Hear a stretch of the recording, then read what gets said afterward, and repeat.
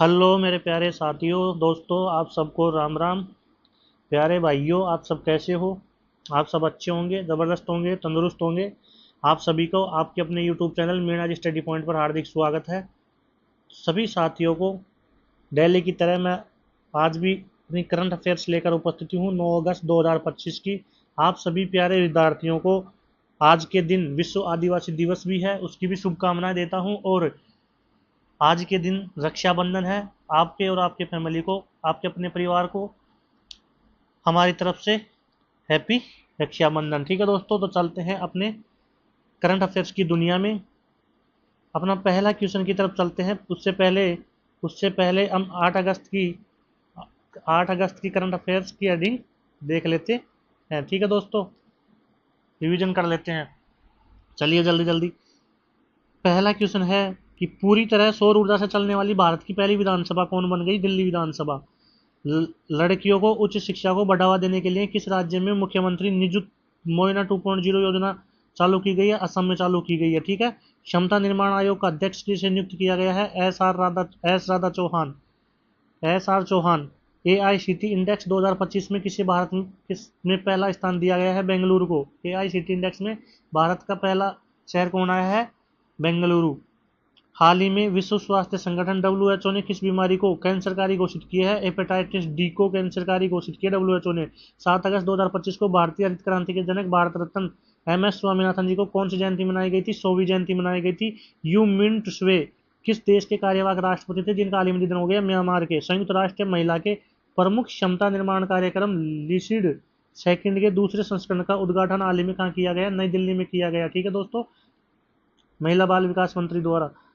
विश्व खेलों के 12वें संस्करण का आयोजन निम्न में से किस देश में किया जाएगा? चीन में किया जाएगा। वर्ल्ड गेम का 12वां संस्करण खाद्य एवं शांति के लिए पहले एम एस स्वामीनाथन पुरस्कार से हाल ही में किसे सम्मानित किया गया है? एडेमोला ए एडेनले नाइजीरिया के हैं। राष्ट्रीय हथकरघा दिवस हर साल कब मनाया जाता है? 7 अगस्त को। भारत का पहला एआई संचालित शिक्षण ऐप लॉन्च किया गया है आईआईटी पलक्कड़ द्वारा। एआई शिक्षण संचालित ऐप जो लॉन्च किया है आईआईटी पलक्कड़ द्वारा। एम एस स्वामीनाथन शताब्दी अंतर्राष्ट्रीय सम्मेलन कहाँ हुआ था? नई दिल्ली में हुआ था। आइए दोस्तों, अब आज की करंट अफेयर्स की ओर चलते हैं। रिवीजन हो गया है अपना। अपना पहला क्वेश्चन है कि खैरथल तिजारा जिला किस राज्य में स्थित है जिसका नाम बदलकर बढ़तरी नगर घोषित कर दिया? भैया खैरथल तिजारा है, ये अलवर से अलग हुआ है। ये पहले अलवर जिले में ही आता था, अब ये अलवर जिले से क्या हो गया? अलग हो गया। और ये कौन से स्टेट में है? ये राजस्थान में है। राजस्थान के अलवर जिले में स्थित है खैरथल तिजारा। ठीक है ना। इसका नाम क्या कर दिया? बढ़तरी नगर इसका नाम कर दिया।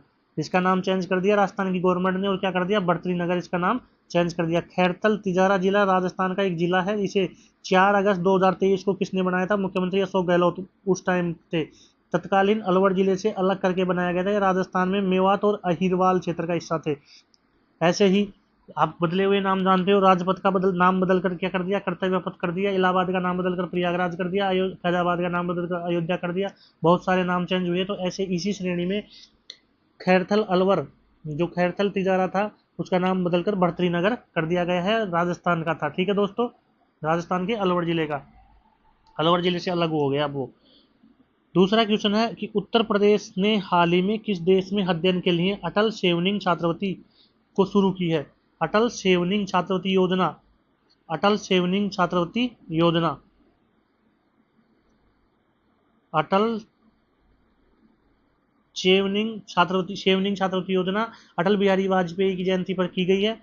ठीक है ना। अटल बिहारी वाजपेयी की स्मृति में की गई है और उनके नाम पे ही अटल सेवनिंग छात्रवृत्ति को शुरू किया गया है। और ये कौन से देश में जाएंगे? ब्रिटेन में जाएंगे। ब्रिटेन में कोर्स करने जाएंगे और एक साल में 5 यूपी के 5 स्टूडेंट को भेजा जाएगा। ठीक है ना। कितने स्टूडेंट को भेजा जाएगा इसके तहत? 5 स्टूडेंट को भेजा जाएगा, जिसका खर्चा उत्तर प्रदेश सरकार और ब्रिटेन की सरकार दोनों मिलकर उठाएगी। देखते हैं इसके बारे में क्या है। योगी सरकार ने अटल बिहारी वाजपेयी ट्यूनिंग छात्रवृत्ति योजना को मंजूरी दी है, जिसके तहत आर्थिक रूप से कमजोर प्रतिभाशाली छात्रों को हर साल ब्रिटेन की टॉप यूनिवर्सिटीज में मास्टर्स डिग्री के लिए भेजा जाएगा। कौन सी डिग्री के लिए? एमए की डिग्री के लिए भेजा जाएगा। योजना का पूरा खर्चा यूपी सरकार और ब्रिटिश सरकार मिलकर उठाएंगी। इस योजना के तहत हर साल 5 मेधावी छात्रों को ब्रिटेन की टॉप यूनिवर्सिटी में मास्टर्स डिग्री के लिए भेजा जाएगा। ठीक है दोस्तों, कितने को भेजा जाएगा? 5 को भेजा जाएगा। और योजना का नाम क्या है? अटल ट्यूनिंग छात्रवृत्ति योजना। ठीक है दोस्तों, अगला क्वेश्चन की तरफ चलते हैं। बोगोंटो पुस्तक मेले के 38वें संस्करण का आयोजन कहाँ किया जाएगा, जिसमें भारत को मुख्य अतिथि के रूप में चुना गया है? बोगोंटो पुस्तक मेला कहाँ किया जाएगा? ये कोलंबिया में किया जाएगा। इसमें अतिथि के तौर पर कौन जा रहा है? अपना इंडिया जा रहा है, अपना भारत जाएगा अतिथि बनकर। ठीक है ना, अतिथि देवो भव तो अपना है, लेकिन वो बुला रहे हैं अपने को अतिथि बनाकर। ठीक है, कहाँ पे है? बोगोंटो पुस्तक मेला कौन से नंबर का है? 38वें नंबर का है। बोगोंटो पुस्तक मेला 38वें नंबर का कहाँ पे? कोलंबिया में। ठीक है दोस्तों, भारत इसका क्या है? अतिथि। बोगोंटो अंतर्राष्ट्रीय पुस्तक मेला कोलंबिया के एक प्रमुख सांस्कृतिक आयोजक है। 2026 में होने वाले 38वें संस्करण में भारत को विशिष्ट अतिथि के रूप में चुना गया है। यह मेला दोनों देशों के बीच सांस्कृतिक और साहित्यिक संबंधों को बढ़ावा देने का एक महत्वपूर्ण अवसर होगा। अगले क्वेश्चन की तरफ चलते हैं। अगला क्वेश्चन है कि निम्न में से किस देश में 25वें एससीओ संघाई कोऑपरेशन ऑर्गेनाइजेशन शिखर सम्मेलन का आयोजन किया है? 25वां एससीओ समिट। 25वां एससीओ समिट कहाँ हुआ है? चीन में। 25वां एससीओ समिट कहाँ किया जाएगा? चाइना में किया जाएगा। और चाइना में कौन सी जगह? देखिए, पूर्वी चीन के शेडोंग प्रांत में। कौन से में? शेडोंग प्रांत में स्थित किंगदाओ 2025 की पहली एससीओ सैन्य सहयोग बैठक की मेजबानी करेगा। कौन करेगा? किंगदाओ। किंगदाओ में क्या होगी? एससीओ 2025 की सैन्य सहयोग की बैठक होगी। बैठक का उद्देश्य सदस्य राज्यों के बीच रक्षा सुरक्षा सहयोग को बढ़ाना।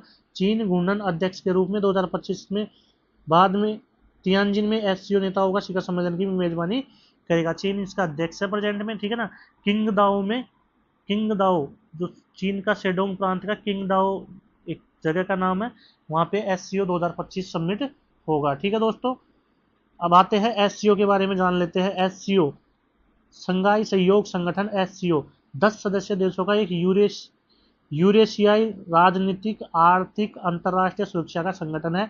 इसकी स्थापना 2001 में पीपुल्स रिपब्लिकन ऑफ चाइना, इसमें कौन कौन से देश थे? कजाकिस्तान स्थापना के समय कजाकिस्तान, किर्गिस्तान, रूस, तजाकिस्तान, उज्बेकिस्तान द्वारा की गई थी। जून 2017 में भारत और पाकिस्तान इसका 8 देशों के साथ विस्तार कर देते हैं। पहले कितने थे? कजाकिस्तान, किर्गिस्तान, रूस, तंजानिया, उज्बेकिस्तान द्वारा की गई थी। इसकी स्थापना कब? 2001 में की गई थी संघाई एससीओ की स्थापना। ठीक है ना, उसके बाद में भारत और पाकिस्तान कब शामिल हुआ इसमें? 2017 में, नल्ला और भारत। ईरान जुलाई 2023 में और बेलारूस जुलाई 2024 में इसमें शामिल हो गया। ईरान और बेलारूस भी इसमें शामिल हो गए। और अब कितने 10 सदस्य हो गए इसमें? टोटल 10 सदस्य हो गए। ठीक है दोस्तों, कई देश इसमें पर्यवेक्षक संवाद भागीदार के रूप में भी इसमें शामिल है। संघाई सहयोग ऑर्गेनाइजेशन, इसका मुख्यालय कहाँ है? संघाई में। ठीक है ना, और ये 2017 में इसमें क्या भारत शामिल हुआ था, 2001 में इसका निर्माण हुआ था। संघाई सहयोग संगठन, देखिए इसका मुख्यालय कहाँ है? संघाई में नहीं है, बीजिंग में है। बीजिंग में, संघाई में नहीं है। नाम संघाई से, लेकिन बीजिंग में, चीन में ही है। ठीक है ना, सहयोग संगठन पूर्ववर्ती नाम संघाई सहयोग, संघाई 5। गठन कब हुआ था? 15 जून 2001 को। प्रकार पारस्परिक सुरक्षा, राजनीतिक और आर्थिक सहयोग करना इसका उद्देश्य था। कानूनी स्थिति क्षेत्रीय सहयोग मंच। मुख्यालय कहाँ है एससीओ का? एससीओ संघाई सहयोग संगठन का मुख्यालय कहाँ है? बीजिंग, चीन। सचिवालय ताशकंद, उज्बेकिस्तान। इसमें क्या है? आरएटीएस की कार्यकारी समिति की सदस्यता 10 देश सदस्य राज्य है, 2 पर्यवेक्षक राज्य, 14 संवाद में साझेदारी और 4 अतिथि उपस्थित है। राजभाषा इसकी कौन सी है? चीनी और रूसी इसकी राजभाषा है। संघाई सहयोग संगठन की राजभाषा कौन सी है? चीनी और रूसी इसकी भाषा है। प्रधान सचिव कौन है? नरलान यमरकबायेव। नरलान यमरकबायेव इसका कौन है? प्रधान सचिव है। ठीक है दोस्तों, अगले क्वेश्चन की तरफ चलते हैं। निम्न में से किस दिन भारत छोड़ो आंदोलन दिवस की 83वीं वर्षगांठ मनाई जाएगी? आज ही के दिन 9 अगस्त 1942 को भारत छोड़ो आंदोलन की मतलब लागू हुआ था, भारत छोड़ो आंदोलन किया गया था। तो आज ही के दिन 9 अगस्त को इसकी 83वीं वर्षगांठ मनाई जाएगी। ठीक है ना, इसके बारे में आइए विस्तार से चर्चा करते है। भारत छोड़ो आंदोलन दिवस हर साल 9 अगस्त को मनाया जाता है। यह 1942 का वह दिन है जब महात्मा गांधी जी ने मुंबई के गोवालिया टैंक मैदान, जो अब अगस्त क्रांति मैदान कहलाता है, अपना ऐतिहासिक भाषण दिया था। गोवालिया टैंक मैदान कहाँ था? मुंबई में था। इसका नाम अब क्या कर दिया? अगस्त क्रांति मैदान कर दिया गया है। और वहाँ पे नारा, इसका नारा क्या था? करो या मरो। इसका नारा था किसका? भारत छोड़ो आंदोलन का नारा था करो या मरो। अगले क्वेश्चन की तरफ चलते हैं। अगला क्वेश्चन है कि निम्न में से किसे हाल ही में broadcast audience research council BARC India का नया अध्यक्ष नियुक्त किया गया है? बीएआरसी का मतलब क्या है? ब्रॉडकास्ट ऑडियंस रिसर्च काउंसिलिंग, यानी कि फिल्मी दुनिया, मीडिया उद्योग में आगे मीडिया प्रभारी, चैनल वगैरह ये सब। ठीक है ना, तो किसको किसको बनाया गया है? ब्रॉडकास्ट ऑडियंस रिसर्च काउंसिलिंग का इंडिया का नया अध्यक्ष कौन बना है जी? गौरव बनर्जी को बनाया गया है। बीएआरसी के नए अध्यक्ष कौन है? गौरव बनर्जी। गौरव बनर्जी। अगले क्वेश्चन की आगे चलते हैं, इसके बारे में जानते हैं। ब्रॉडकास्टिंग ऑडियंस रिसर्च काउंसिल क्या है? Broadcast audience research council India एक संयुक्त उद्योग निकाय है जिसकी स्थापना भारतीय प्रसारकों, विज्ञापन दाताओं और विज्ञापन एवं मीडिया की एजेंसियों का प्रतिनिधित्व करने वाले संगठन द्वारा की गई है। यह दुनिया का सबसे बड़ा टेलीविजन मापन विज्ञान उद्योग निकाय है। टेलीविजन मापन विज्ञान उद्योग निकाय कौन सा है सबसे बड़ा? BRC, broadcasting audience research council. ठीक है दोस्तों, इसमें उद्योग आता है मीडिया। इसकी स्थापना सन 2010 में की गई थी। बीएआरसी जो ब्रॉडकास्ट ऑडियंस रिसर्च काउंसिल है, इसकी स्थापना 2010 में की गई थी। इसका मुख्यालय मुंबई महाराष्ट्र में है और इसके शशि सिन्हा क्या है? अध्यक्ष है। और नकुल चोपड़ा सीईओ है। शशि सिन्हा इसके अध्यक्ष है। प्रेसिडेंट कौन है इसके? शशि सिन्हा। और इसके नकुल चोपड़ा जी क्या है? इसके सीईओ है। ठीक है दोस्तों, अगले क्वेश्चन की तरफ चलते हैं मेरे प्यारे साथियों। अगला क्वेश्चन है कि निम्न में से किस राज्य में हिस्मेटोफिस लेप्टोफेसिआइटस नामक सांप की एक नई प्रजाति की खोज की गई है? हिस्मेटोफिस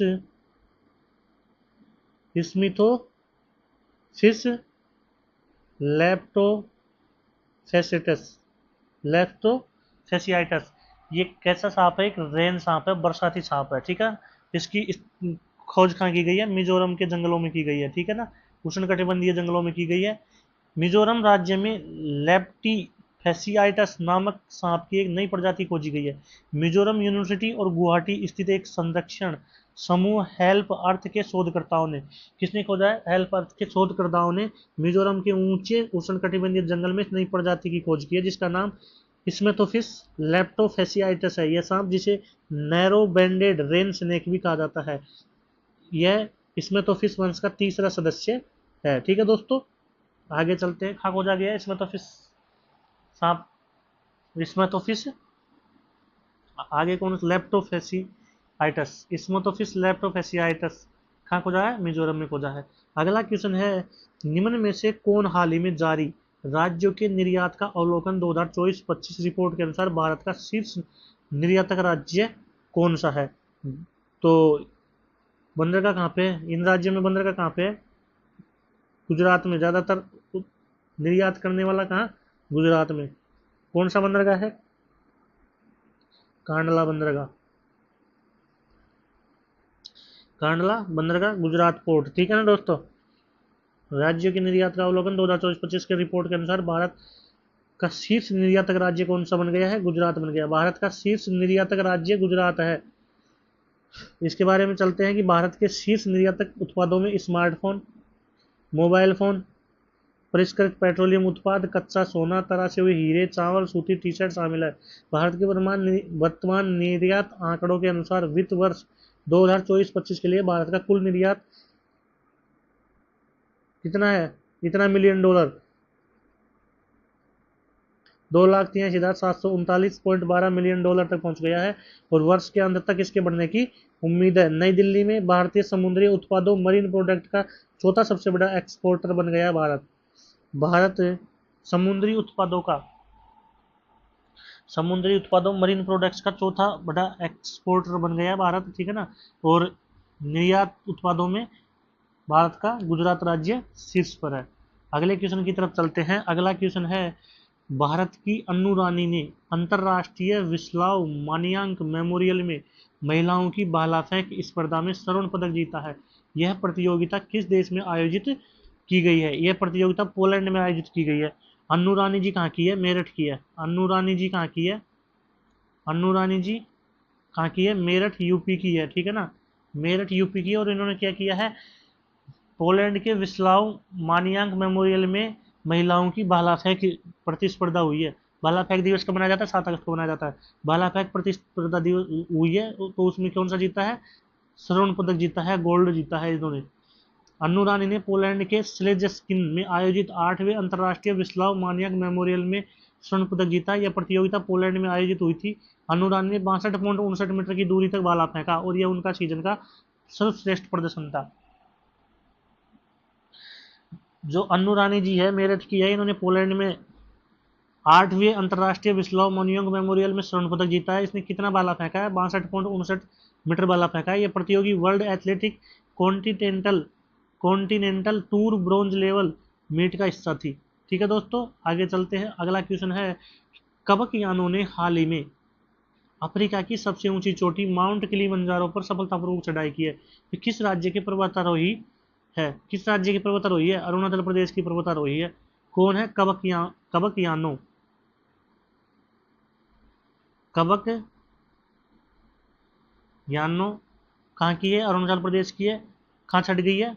किलिमंजारो, माउंट किलिमंजारो जो अफ्रीका की ऊंची चोटी है, ठीक है। सबसे ऊंची चोटी अफ्रीका की सबसे ऊंची चोटी माउंट किलिमंजारो है। कबक यानो उस पर फतेह कर ली है। और ये कहाँ की है? ये अरुणाचल प्रदेश की है। अब आगे चलते हैं। अरुणाचल प्रदेश की पर्वतारोही कबक यानो ने सोमवार को अफ्रीका की सबसे ऊंची चोटी माउंट किलिमंजारो पर सफलतापूर्वक चढ़ाई की। यानो 7 शिखर वाली पर्वतारोहण अभियान पर है, जो सभी 7 महाद्वीपों की सबसे ऊंची चोटियों पर चढ़ने का मिशन है। 8,586 मीटर दुनिया की तीसरी सबसे ऊंची चोटी। भारत में कई ऊंची चोटियां हैं, जिनमें नंदा देवी, कामेट और साल्टोरा कांगड़ी शामिल है। 8,586 कौन सी है? देखिए अभी पता चलता है। कंचनजंगा है। कौन सी है? कंचनजंगा। भारत की प्रमुख चोटियां और कहाँ कहाँ पे स्थित है? कंचनजंगा सबसे ऊंची चोटी 8,586 मीटर की, कहाँ है ये? सिक्किम में है। नंदा देवी उत्तराखंड में है। कामेट उत्तराखंड में है। साल्टोरा कांगड़ी जम्मू कश्मीर में है। सासेर कांगड़ी जम्मू कश्मीर में है। ममोस्तोंग कांगड़ी, कांगड़ी कांगड़ी कांगड़ी कहाँ है? जम्मू कश्मीर में है। ट्रिक याद रखो, कांगड़ी घाटी कहीं भी आ जाए तो कहाँ है ये? जम्मू एंड कश्मीर में, ठीक है। कंचनजंगा नंदा देवी, कंचनजंगा सिक्किम में, नंदा देवी उत्तराखंड में, कामेट उत्तराखंड में, ठीक है। रिमो भी जम्मू कश्मीर में है। रिमो भी कहाँ है? जम्मू कश्मीर में है। हरदेओल, हरदेओल उत्तराखंड। चौखंबा, चौखंबा उत्तराखंड। त्रिशूल भी उत्तराखंड। चौखंबा, हरदेओल, त्रिशूल, चौखंबा, हरदेओल, त्रिशूल, कामेट, नंदा देवी, ये सब कहाँ है? उत्तराखंड में है, ठीक है ना। और कांगड़ी, साल्टोरा कांगड़ी, सासेर कांगड़ी, ममोस्तोंग कांगड़ी और रिमो ये जम्मू कश्मीर में है। और कंचनजंगा सिक्किम में है, ठीक है दोस्तों। अब चलते हैं, कुछ दुनिया की देख लेते हैं। दुनिया की कुछ प्रमुख चोटियां। माउंट एवरेस्ट, यह नेपाल की तिब्बत की सीमा पर स्थित है। यह दुनिया की सबसे ऊंची चोटी है, ठीक है ना। 8,848 पॉइंट कुछ इसकी 8,848.86 इसकी क्या है? ऊंचाई है मीटर में। सबसे ऊंची चोटी दुनिया की कौन सी? माउंट एवरेस्ट है। केटू यह पाकिस्तान और चीन की सीमा पर काराकोरम पर्वत श्रृंखला में स्थित है। कंचनजंगा भारत और नेपाल की सीमा पर स्थित है। और दुनिया की तीसरी सबसे ऊंची चोटी कौन सी है? कंचनजंगा है। 8,500 कितनी ऊंचाई है इसकी? 86। 8,586 मीटर की ऊंचाई है। दुनिया की तीसरी सबसे ऊंची चोटी कौन सी है? कंचनजंगा। लाहत से नेपाल और तिब्बत की सीमा पर स्थित है। मकालू नेपाल और तिब्बत की सीमा पर स्थित है। धौलागिरी नेपाल में स्थित है। मनासलू नेपाल में स्थित है। नंगा पर्वत पाकिस्तान में स्थित है। नंगा पर्वत कहाँ है? नंगा ही है ये, पाक जो है ये क्या है? नल्ला नंगा ही है, तो नंगा पर्वत इसमें पाकिस्तान में है। और मकालू नेपाल में, धौलागिरी नेपाल में, मनासुलू नेपाल में, लाहत से नेपाल तिब्बत की सीमा में, कंचनजंगा भारत दुनिया की सबसे तीसरे नंबर की सबसे ऊंची चोटी है, ठीक है दोस्तों। दुनिया की सबसे ऊंची चोटी माउंट एवरेस्ट, सबसे ऊपर है। इसके बाद K2 8,411 मीटर, और K2 गॉडविन ऑस्टिन, K2 को क्या कहा जाता है, गॉडविन ऑस्टिन भी कहा जाता है। और बाद में है कंचनजंगा। ठीक है दोस्तों, ये मिश्रित वर्ल्ड यूनेस्को साइट में भी स्थित है। आगे चलते हैं और आगे आज का अंतिम क्वेश्चन है, निम्न में से किसने भारत की सांस्कृतिक विरासत, प्राकृतिक सौंदर्य और विविध पर्यटन स्थलों को विश्व पटल पर डिजिटल के रूप में प्रस्तुत करने के लिए आईआईडीपी लॉन्च किया। आईआईडीपी का पूरा नाम क्या है, इनक्रेडिबल इंडिया डिजिटल प्लेटफॉर्म। इन incredible incredible incredible India digital platform IIDP launch किसने किया है? तो भैया किसके लिए किया है? सांस्कृतिक विरासतों को और इनको सजोने के लिए किया है। तो कौन करेगा ये? पर्यटन मंत्रालय तो करेगा। पर्यटन के क्षेत्र में तो आते हैं ये सब। कौन करेगा? पर्यटन मंत्रालय। पर्यटन मंत्रालय ने IIDP incredible India digital platform launch किया है। इसकी व्याख्या, incredible India digital platform launch Bharat के पर्यटन मंत्रालय द्वारा लॉन्च किया गया ताकि भारत की सांस्कृतिक विरासत, प्राकृतिक सुंदरता और विभिन्न पर्यटन स्थलों को विश्व स्तर पर डिजिटल रूप से प्रदर्शित किया जा सके। ठीक है दोस्तों, आज की करंट अफेयर्स खत्म। आप सभी को थैंक यू। मेरे प्यारे साथियों, आप सब चैनल को सब्सक्राइब जरूर कीजिए और बेल आइकन को दबा लीजिए जिससे आपके पास में क्लास का नोटिफिकेशन उपलब्ध हो जाए। और लाइक कीजिए और कमेंट करके हमें बताइए कि हम क्या कर रहे हैं और क्या करना चाहिए। ठीक है ना? आपको क्लास पसंद आ रही है या नहीं आ रही है? आपका कमेंट, आपका लाइक और आपका सब्सक्रिप्शन, आपका जो सब्सक्राइबर है वो मुझे ऊर्जा देगा और मैं अच्छी से अच्छे पीपीटी तैयार करूंगा और अच्छा मतलब व्याख्या करने की कोशिश पूरी करूंगा। मैं अभी अच्छे से अच्छा कर रहा हूँ और आगे भी अच्छे से अच्छा ही करूंगा। ठीक है दोस्तों, तो लेकिन आपका प्यार और सपोर्ट चाहिए। प्यार और सपोर्ट किस तरीके से चाहिए? चैनल को सब्सक्राइब कीजिए, लाइक कीजिए, शेयर कीजिए और बेल आइकन को दबाइए। सबको धन्यवाद एक बार फिर से। आप सभी को रक्षाबंधन की हार्दिक शुभकामनाएं। हैप्पी रक्षाबंधन।